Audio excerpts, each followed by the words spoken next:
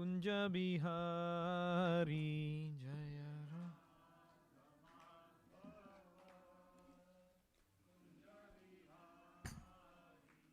Jaya Radha Madhava Kunja Bihari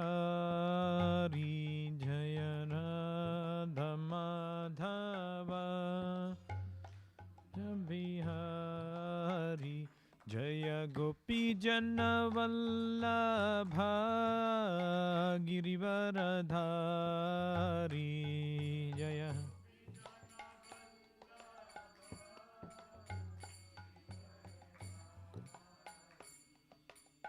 Yashodhanandana Vraja Jana Ranjana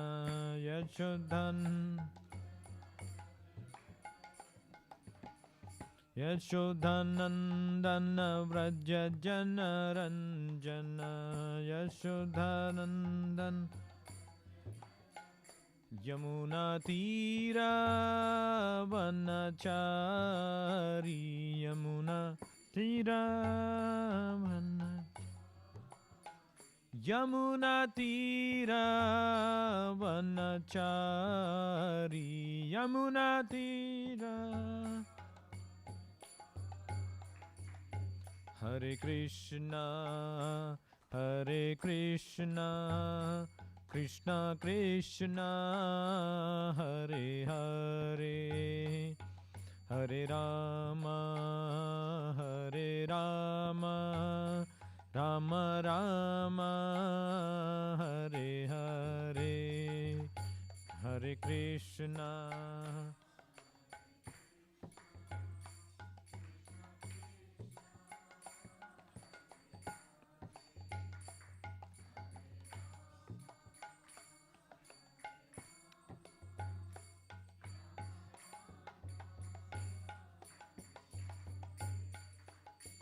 Hare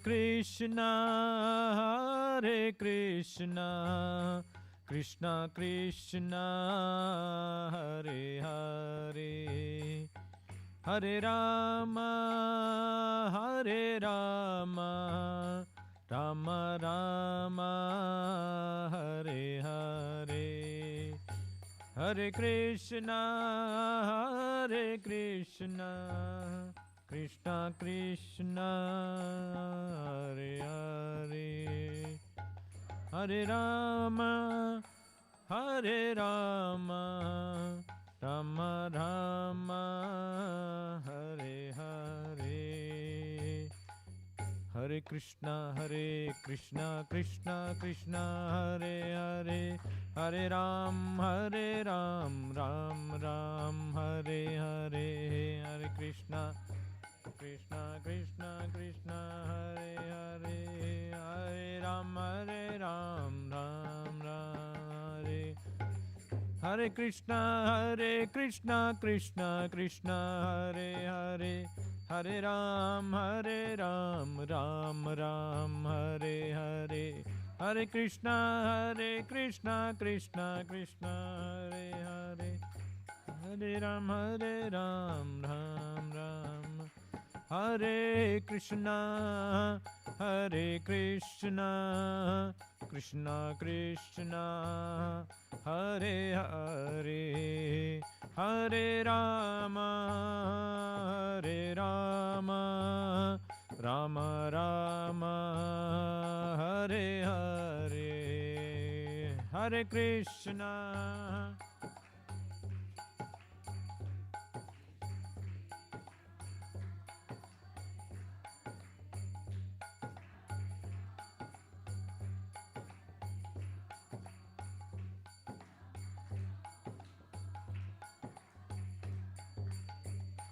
Jaya Krishna Balaram, Jaya Krishna Balaram, Krishna Balaram, Jaya Krishna Balaram, Jaya Krishna Balaram.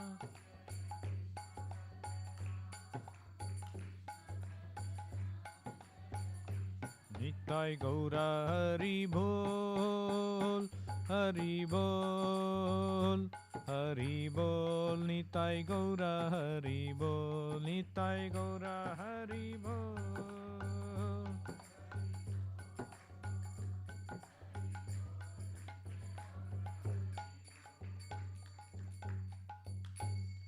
Prabhupada ki jai, Sri Nitai Gauranga ki jai, Sri Lakshmi Narasimhananta Dev ki jai, Sri Srinivasa Govinda ki jai, Sri Krishna Balaram ki jai, Nitai Gaur Premanande Hari Hari Bol. Om Namo Bhagavate Vasudevaya. Om Namo Bhagavate Vasudevaya.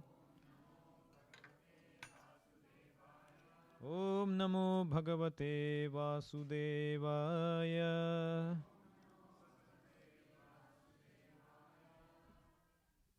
Reading from Bhagavad Gita as it is, chapter 8, text 16. Please repeat. Abrahma bhuvana loka.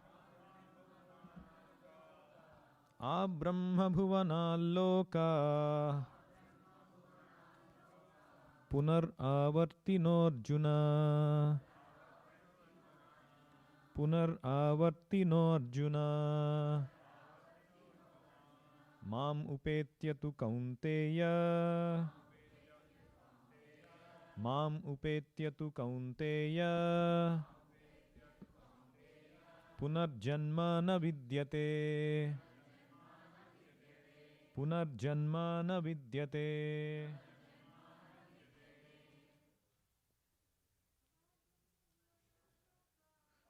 Brahma bhuvana loka. Punaravartino arjuna. Mamupetya tu kaunteya. Punarjanma na vidyate. Brahma bhuvana loka. Punaravartino arjuna. Mamupetya tu kaunteya. Punarjanma na vidyate.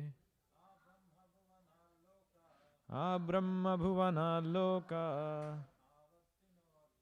Punaravartino arjuna. Mam upetya tu kaunteya.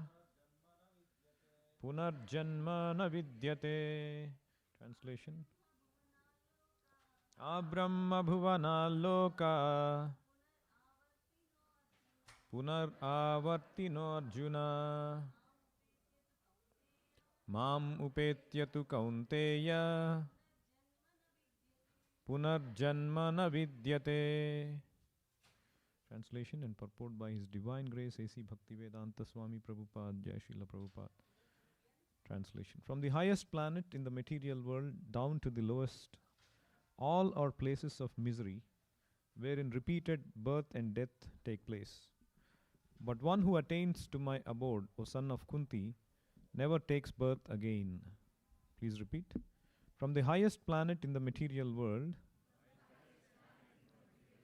down to the lowest, all are places of misery, wherein repeated birth and death take place.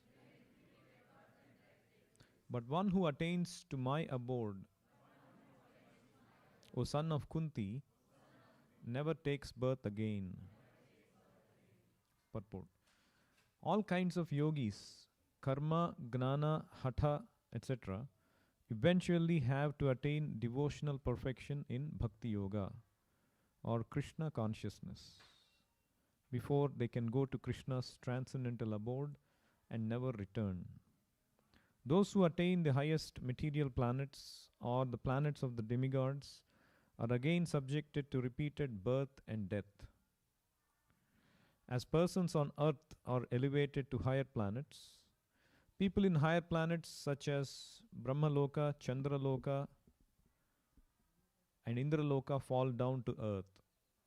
The practice of sacrifice called Panchagni Vidya, recommended in the Katha Upanishad, enables one to achieve Brahmaloka. But if in Brahmaloka one does not cultivate Krishna consciousness, then he must return to earth. Those who progress in Krishna consciousness in the higher planets are gradually elevated to higher and higher planets, and at the time of universal devastation are transferred to the eternal spiritual kingdom. When there is devastation of this material universe, Brahma and his devotees, who are constantly engaged in Krishna consciousness are all transferred to the spiritual universe and to specific spiritual planets according to their desires. Thus ends the Bhakti Vedanta purport. Om Ajnanatimirandhasya Gnananjanashalakaya Chakshurunmilitam Yena Tasmai Sri Gurave Namaha Nama Om Vishnupadaya Krishna Presthaya Bhutale Srimate Bhakti Vedanta Swamin Iti Namine Namaste Saraswate Deve Gauravani Pracharine Nirvisesha Shunyavadi Paschatya Deshatarine Jaya Sri Krishna Chaitanya Prabhu Nityananda Shri Advaita Gadadhara Srivasadi Gaura Bhakta Vrinda Hare Krishna Krishna Krishna Hare Hare Hare Rama Rama Rama Hare Hare. Hare Krishna, Jai Srila Prabhupada.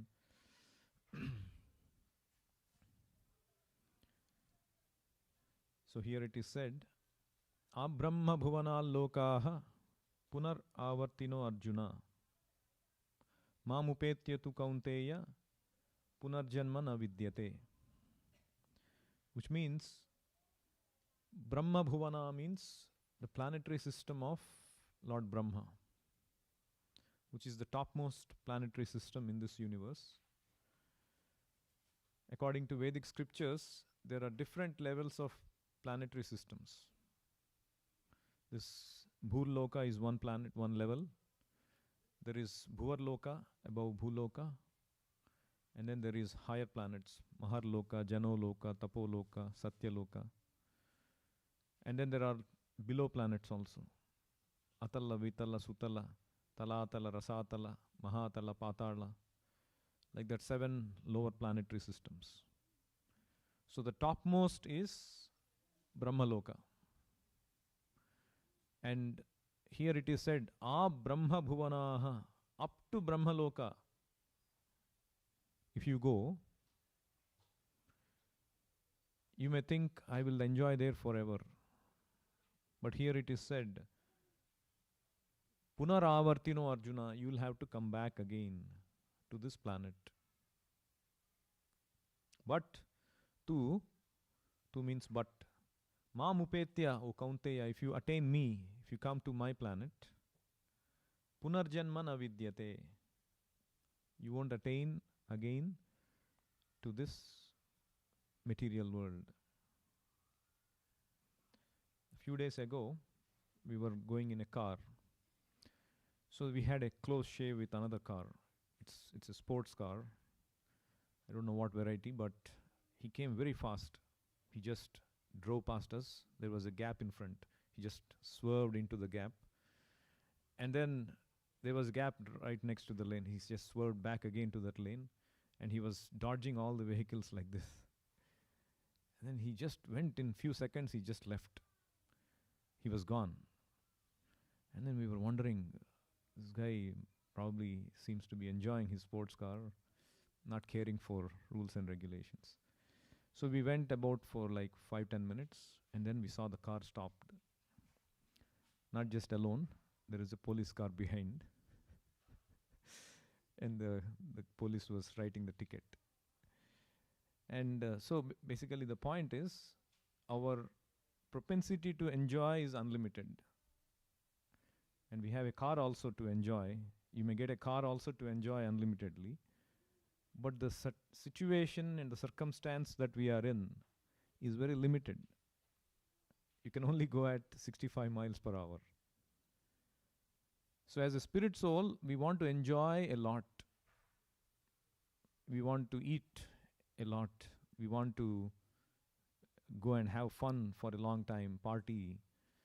Whatever is the material happiness, we just want to keep having. But in this world, we always hit a ceiling. So there was this, in a town, in a city basically, this famous artist was there. So he was very famous for his arts. And people would come and pay a lot of money to get those arts. And he would just make the art in a very quick time. And he has a big estate and all of that. So he was enjoying all his comforts. And suddenly, his close associate, this friend of his, she started to observe something different in his behavior. He seems to have gone somewhere and came back. And since then, he started to act something different. And she started to see he was getting angry, he was shouting at the staff members, and his language changed. He and she also saw that he was smoking sometimes, which he was not used to doing. And so she thought something is wrong. Let me figure out what it is. And then one day she called for a meeting with him, and she started to talk about this famous painting that he had done, and there is a moral to it which he and only she knows. So she wanted to understand whether is this the real guy that he is right now. So she started to ask, hey, my dear XYZ, uh, you remember I forgot the reason, what is the moral behind this painting? And then he started to stutter and say something which is not right. And then she figured out that he's actually not the correct person. He's an imposter. And then she did her own investigation and found that he is somebody who actually looked like him, and this actual person went out on some tour. He would regularly go out on tour around the world to learn different kinds of arts. And so this imposter happened to have the looks of this person. And for a long time, he started to learn how to act like this actual artist. So he learned all of that. And when this artist actually went out of town, he wore exactly similar dress and adopted the mannerisms and came back. And everybody started to accept him like the actual artist. And he was enjoying all these amenities until he was actually found that he was the culprit. He was actually the imposter. And then they submitted him to police, and he was jailed. And he was duly punished, and he actually came back to his original status. So if you don't actually belong there, you will come back to your original status sooner or later. You may acquire some austerities, like here it is said, Panchagni Vidya, sacrifices are there by which you can go to higher planets. There are many such rituals, like how this imposter started to learn about how to imitate this person so he can go there and enjoy. So he did go there and enjoy, but only for time being. Because his real nature came out, he wanted to smoke and he wanted to talk rudely, he wanted to act like the way he did. Like we also act the way we do on the earth planet, and we'll be sent back to this earth planet the moment our quota is exhausted. So this Karma Kanda sections in the Vedic literature, by which we go to these higher planets, we don't last long. We'll be sent back, just like you purchase a vacation package and you start to enjoy, and the moment the package is done, you'll be thrown back. Not a single hour can be spent more. So this is called Karma Kanda. By Karma Kanda, you go to higher planets, but you cannot stay there. You will come back. And then there is something called Gnana Kanda in the Vedic literature. Gnana Kanda means amassing knowledge. Amassing knowledge, and one thinks that one can get rid of all these material sufferings by merging into God. That is called Gnana Kanda. So in scriptures it is said, Narottam Das Thakur says, Karma Kanda, Gnana Kanda, Sakali Vishera Bhanda. Everything is a pot of poison. Either you take to Karma Kanda or Gnana Kanda, it's a pot of poison. In Chaitanya Charitamrita, one nice story is given in this connection. So there was this man who had been suffering a lot because of his poverty. And he tried to get out of this poverty for a very long time, but he could find no means to get out of this poverty. And some friend of his told him that you go and meet this astrologer who can guide you, help you get back your lost money. And so he goes to the astrologer. The astrologer looks at his stars and tells him, you know what, you are very rich. And this man says, what do you mean I'm very rich? I'm very poor. He said, no, I see that in your astrology, you are very rich. You had a very rich father. And he said, no, my father never told me he was rich. And I was also brought up poor. No, your father is actually very rich. He had a lot of wealth. But the only mistake he did is, he died before he revealed where that wealth is. And then this man became more intrigued. Oh, I'm a wealthy man. My father is really wealthy. But all that matters now is, how do I find that wealth? Where did he hide that wealth? And then astrologer said, okay, I'll help you. Don't worry about that. And then he was telling, I look at your stars. The wealth is very close to your home. And he became even more happier. Very close to my home. Where is it? And then so he started to reveal. So don't go in a hurry and start to dig on the southern direction of the home. There will be some poisonous insects that will come out, and that will be end of it. You will die. And then so he was trying to go and dig in other directions. Before he could go, this astrologer said, don't go and dig on the western direction. What will happen if I dig? A ghost will come out and swallow you.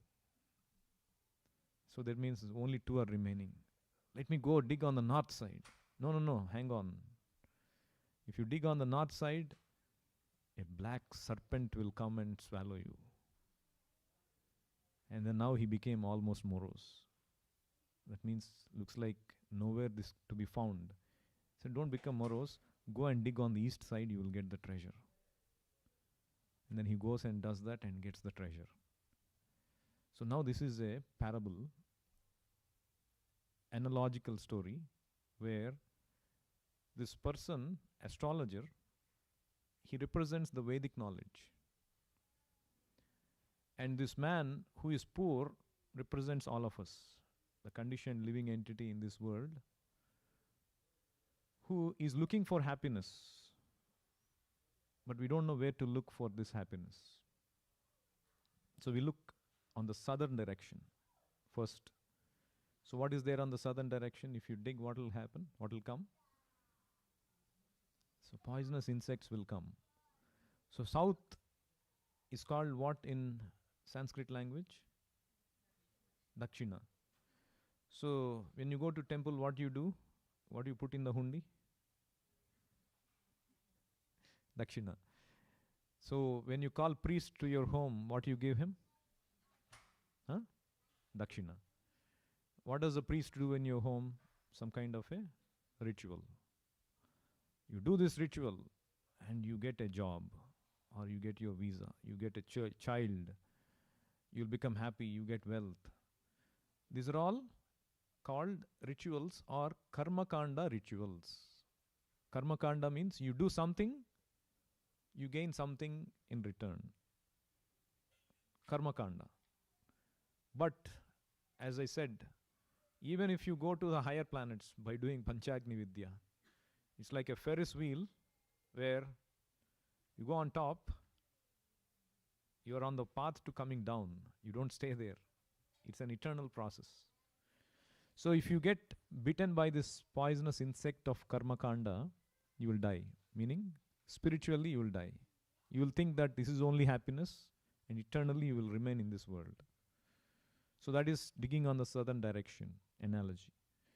If you dig on the western direction, what will happen? A ghost will come. That represents the Gnanakanda. Gnanakanda means impersonalism. Impersonalism means thinking oneself to be impersonal ultimately and goes and merges into the impersonal God, impersonal Brahma Jyoti. You lose your existence. There are these Gnanis who say that ultimately we are all impersonals, or we don't have a personality or form. It's just like a balloon in the air. There is air outside the balloon, there is air inside the balloon, right? But the balloon assumes a form. But if you break the balloon, what will happen? The balloon loses its form, and the air in the balloon will go and merge in the totality of air. So that's what they say. When you give up your body, when you become liberated, you go and merge into the totality of air. Like they show in these old movies. This Jyoti will come from your body and go and merges into the big Jyoti. That's incorrect. Because we can never become one with God, losing our individuality. Krishna says, Natvevaham jatunasam natvam neme janadhipaha nachaiva na bhavishyamaha sarve vayamatah param. We were always individuals, we are always individuals, we will continue to be individuals. So this philosophy of oneness propounded by the impersonalists represents the Western side, where you lose your existence. That means consumed by this ghost of impersonalism. And the north represents what? What did he get when he dug up on the north side? A serpent. So what does it represent? It represents this mystic yoga. Mystic yoga. So south is karma kanda, karma, gnana and yoga. Yoga means you become famous, or you become expert in Anima Siddhi, Laghima Siddhi, Prapti, Ishita, Vasita, like that. There are different Ashta Siddhis are there. Prabhupada would tell about this Baba called Digambar Baba. So he would go and sit on the main roads without any clothes, naked, and this police would go and, this actually happened in Calcutta during Prabhupada's times. So the police would go and put him in the jail, and immediately he would come out. So a small hole also is there, an opening, he will come out. So this is called becoming lighter than the lightest, or the smaller than the smallest, anima. So like that, the yogis can do a lot of things. Like this yogi who learnt how to walk on the water. He went from his village. For 10 years he learnt the art of walking on the water and came back to the village. And everybody was surprised. Oh, you became a big yogi, now you can walk on the water. Can you show us?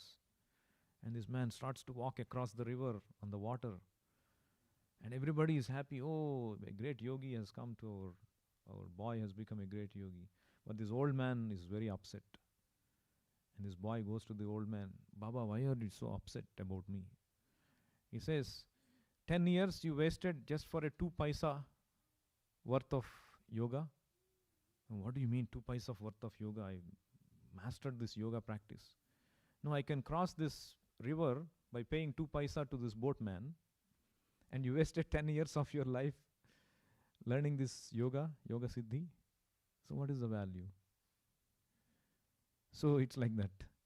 So if you get enamored by yoga siddhis, you will stay in this world only.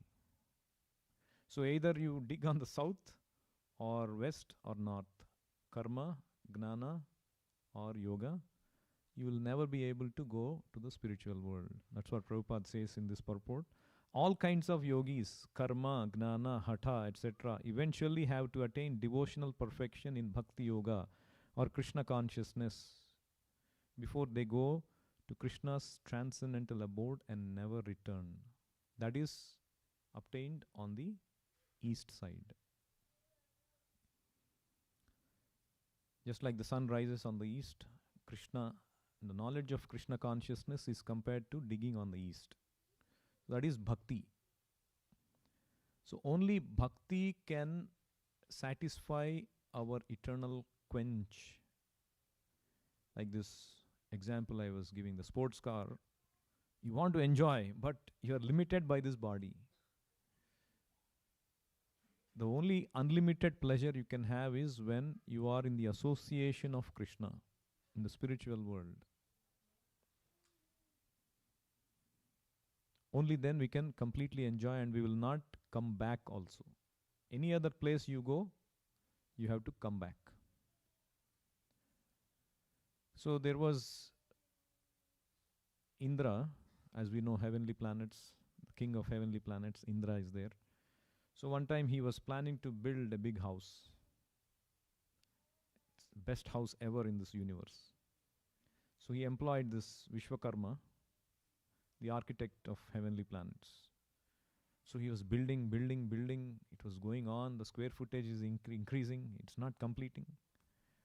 And Vishwakarma was praying to Lord Brahma, give me some relief. This guy not leaving me at all. And so Brahma, he prayed to Lord Krishna. And so Krishna came up with a plan. He sent this Muni to Indra to teach him a lesson. This Muni is Lomasa Muni. So Lomasa Muni came, and Indra paid his respects. And Indra was little bit intrigued by Lomasa Muni's appearance. He was bare-chested, and there was a bald patch on his chest where the hair was not there. And so Indra asked, what is the reason why you are appearing like this? He said, Indra, every Manvantara, one Indra changes. So Manvantara means, just imagine we are in the 7th Manvantara of Manu. One day of 7th Manvantara of Brahma. One day of Brahma. So one day of Brahma is like 4.32 trillion years, or maybe billion years. Something like that. Billion years probably, yes. So 4.32 billion years is one day of Brahma, and that is divided into 14 Manus. So just divide 4.32 by 14. That much years is one Manu's time. And one Indra remains as Indra for that duration. And he said that at the end of every Manvantara, one hair falls off from my chest. So like this bald patch, that's how long I've been living. And I will live for so long as all the hairs on this body is consumed. And Indra he's like looking, opening his mouth. So you have such a long duration, I have only so much duration. And then he's also intrigued by this Muni carrying an umbrella. So what is this umbrella? He said, this umbrella is my shelter. What do you mean the umbrella is your shelter? Yeah, I don't have any other shelter. Wherever I go, I carry this umbrella. And why you don't have shelter? And so this Muni says, I have such a short duration of life. What do I do by accumulating so much of wealth and possessions and expansive house and all that? Anyway, it's a short stay. I'll go back. I'm just adjusting with umbrella. And then the message is sent to Indra. So just like I heard this one tourist from US, he went to India. He was fascinated by these yogis, sadhus and babas. So he went to this forest where the hermitages of the saintly people. So he went there. He saw this yogi living in a very meager circumstances, very simple living. And so he welcomed him and gave him some water and all that. And so yogi was very intrigued. So, Babaji, where is your furniture? You seem to have just one water pot and you're lying on the floor. Where is your furniture? And so this yogi said, so where is your furniture? And then, what do you mean my furniture? I'm just a traveler. I'm just a visitor here. And then this yogi also said, so am I. I'm also a visitor. Why do I need so many things? So like that, this material world, whatever we try to possess, it is going to end. And if you are trying to hang on to your possessions, it's like this Indra or this visitor trying to hang on to their possessions, asking questions about possessions. But eventually it's going to end. Only Krishna, in Krishna Loka, we can have complete in fullness, eternally. Whatever possessions we have can be there in fullness in Krishna Loka only. So then why people are not able to take to Krishna consciousness? Because they're not feeling, they're not connected, they're not recognizing the taste of Krishna. Like this, it is said that this deer, the deer is running everywhere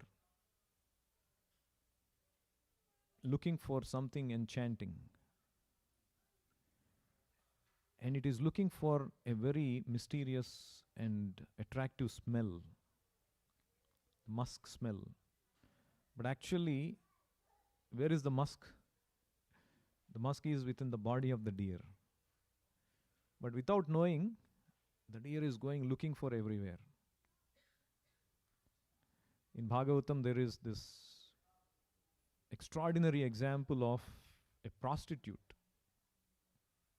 But prostitute giving instructions in Bhagavad Purana, just imagine. Prostitute named Pingala. So, as the job entails, she is looking for customers. So, on one such occasion, she was not getting anybody. And she became very morose. And then, in that moroseness, she started to think. And somehow, Krishna gave her realization. So why are you morose? Your happiness is within you. And then in that realization, she starts to compose some prayers. And they are called Pingala prayers in Bhagavatam, 11th canto. It's most beautiful prayers. So in that one of the prayers, Pingala says like this. Santam samipe ramanam ratipradam vittapradam shokam imam vihaya Dukkha bhayadi shokha mohapradam tucham aham bhajegna. She says, this santam samipe ramanam ratipradam. Always somebody is within me, samipe, who is always giving me pleasure, or who is the source of pleasure, ramanam, ratipradam, who is the source of my attraction, vittapradam, source of my wealth, and I have given up that association of that Lord within myself. And I've gone to somebody who caused me dukkha, bhayadi, shoka, moha.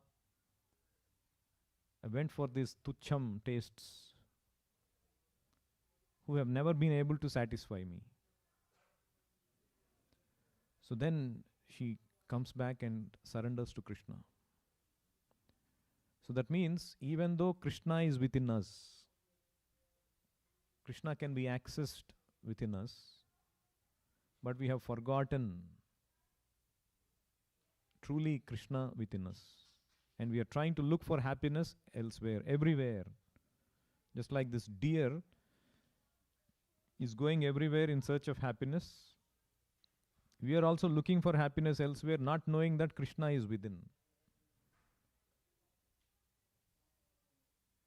So to teach us that Krishna is within, Krishna comes outside, externally manifests as the spiritual master. And he teaches Krishna is within. And especially in this age, Krishna also came out, can be perceived just by chanting his holy names. Hare Krishna, Krishna Krishna, Hare Hare, Hare Rama, Rama Rama, Hare Hare. This Sanatan Goswami, he was chanting the holy names. So there was one man who came, who was recommended by Lord Shiva, because this man prayed to Lord Shiva, I want a lot of wealth. And so this man came to, so Lord Shiva appeared before him and told, Oh, if you want wealth, go ask Sanatan Goswami. He has a very nice jewel, Chintamani stone. Chintamani stone means whatever you touch with it, it becomes gold. So if you get that stone, your life is set. So he comes to Sanatan Goswami. Babaji, Lord Shiva sent me here. It seems you have some stone. Can you give me that stone? At least for some time, my life will be set. I'll acquire a lot of gold and my life will be set. So Sanatan Goswami is dredging his memory. Where is this stone that I kept? He doesn't even know. Oh, that is, I just trashed it. I have no use for it. It must be in the trash bin. Just take it and go. And he becomes wondered. Oh, you threw that in the trash bin? Are you foolish or what? So he goes to the trash bin and somehow finds it. And then he becomes so happy. And then he starts to go. But then it strikes him. If it is the most valuable thing, why he threw it in this trash bin? That means he must be having something even more wonderful, even more wealthier. And then he goes back and asks Sanatan Goswami. So I want to hear what you have, what more valuable thing you have, by which you consider this as the most invaluable, most less valuable. So then he says, okay, you throw it back into the trash bin, you come and I will teach you.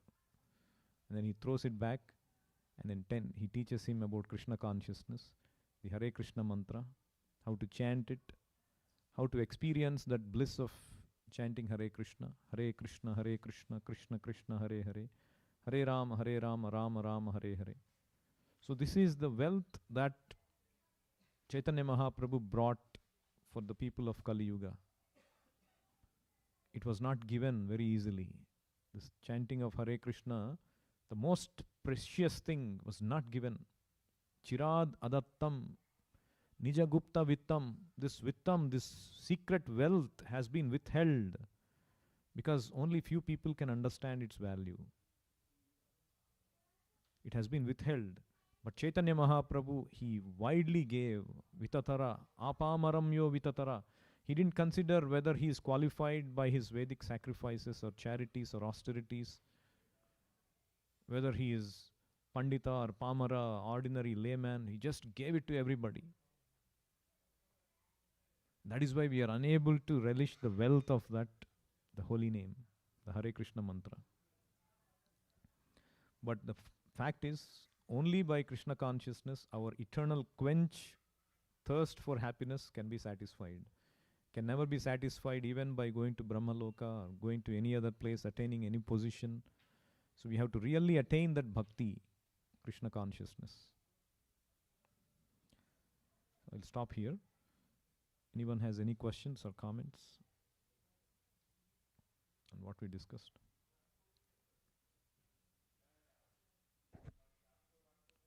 So now we will be chanting one mala of Hare Krishna mantra.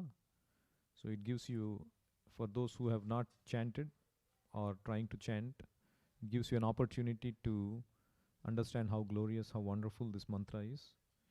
Anybody coming for the first time? Hare Krishna, Hare Krishna. So I'll teach you how to hold. Can I get one beads? I don't have it here.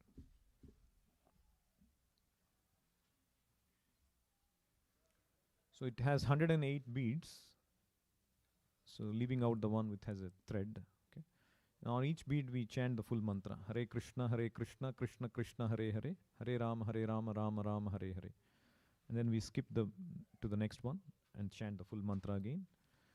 So we chant outside. We produce the sound vibration. Nama Rupa. Kali Kale Nama Rupe Krishna Avatar. Krishna has descended in this Kali Yuga especially by his holy names. So we produce the sound and we hear that sound, and then Krishna enters. And when you experience God within, you become delightful. So that is the process of mantra meditation. Seeing God through his sound vibration. That is the process. So it is not different from seeing God personally. So we are touching God, we are seeing God by our ears. The best way of seeing God, especially in Kali Yuga. So the only requirement is you recite it, you chant outside so that you can hear yourself.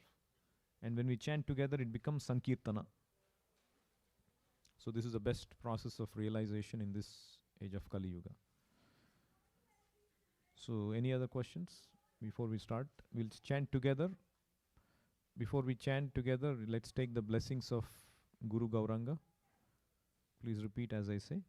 Nama Om Vishnupadaya Krishna Presthaya Bhutale Srimate Bhaktivedanta Swamin Iti Namine Namaste Saraswate Deve Gauravani Pracharine Nirvisesha Shunyavadi Paschatya Deshatarine Jai Sri Krishna Chaitanya Prabhu Nityananda Sri Advaita Gadadhara